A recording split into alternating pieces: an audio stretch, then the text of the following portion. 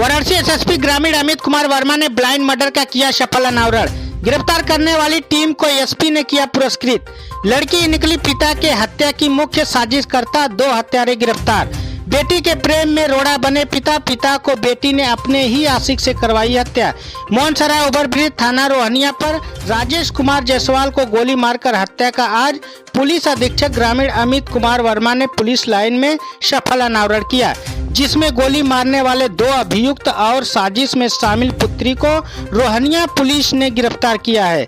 गिरफ्तार अभियुक्त के पास से एक आदत 32 बोर पिस्टल, 2 मैगजीन, 2 कारतूस और 1 मोटरसाइकिल पुलिस ने बरामद की है।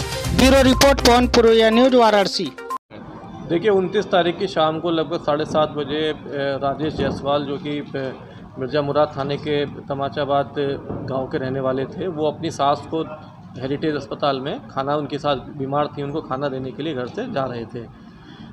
मोहनसराय से जब हम लेफ़्ट हैंड की तरफ मुड़ते हैं उसकी तरफ, तो सुनसान एरिया पड़ता है। उस दिन बारिश भी थी, तो शाम को सूचना मिली कि कुछ अज्ञात लोगों ने जो है उनको गोली मार के उनकी हत्या कर दी है। उन्हीं के गांव का एक आदमी पीछे से आ रहा था, उसने उनको पहचाना कि ये हमारे गांव के लोग हैं, उनके द्वारा सूचना दी गई।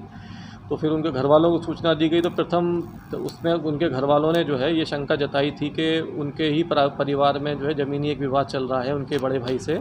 तो उन्होंने शंका जताई कि संभवतः ये हो सकता है कि उन्होंने ज़मीन के विवाद में ये काम करा दिया हो। लेकिन पुलिस को कुछ और इसमें उसी रात में इम्पॉर्टेंट क्लूज़ मिल गए थे कि कुछ और भी मामला इसमें हो सकता है, तो हम लोग लगातार उसकी तहकीकात में लगे हुए थे। अंत में देखिए मामला निकल के ये आया है कि जो श्री राजेश जायसवाल जी की ही एक छोटी पुत्री हैं, उनका ही अपने गांव के एक लड़के से प्रेम संपर्क था।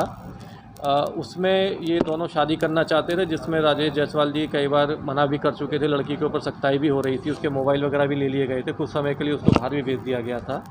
लड़के के घर वालों ने भी सख्ताई की थी। तो उसमें ये था कि उनको लगता था लड़की को कि ये शादी में हम लोगों के बीच में अड़चन है। उसी में ही इन लोगों ने जो है प्रेरित होकर जो है उस लड़के को जो है मोटिवेट किया कि भाई या तो हम यहाँ से भाग चलते हैं, वरना जो है जब तक फिर मेरे पिता रहेंगे तब तक हम लोग शादी नहीं कर पाएंगे। तो इसी में ही जब ये उस 29 तारीख को 7 बजे लगभग अपने घर से निकले थे, तो उस लड़की ने इनको सूचना दी मोबाइल से कि पिता मेरे घर निकल चुके हैं, आज इस काम को आप लोग अंजाम दे दीजिए। तो वही दोनों लड़के जो है, जो मेन लड़का है एक अभियुक्त जावेद और उसका दोस्त, वो दोनों बाइक से निकले पीछे और मोहनसराय से आगे एक सुनसान थोड़ा सा एरिया पड़ता है ब्रिज के ऊपर, वहाँ इन्होंने इस घटना को कारित किया।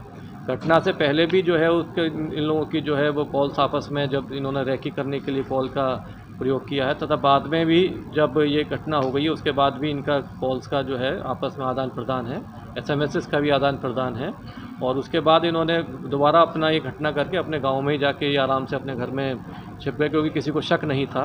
और वहीं जो है इन्होंने अपने घर में ही जो है उसको अपना जो घटना में जो पिस्टल जो उपयोग में लाई गई थी उसको भी छिपा दिया।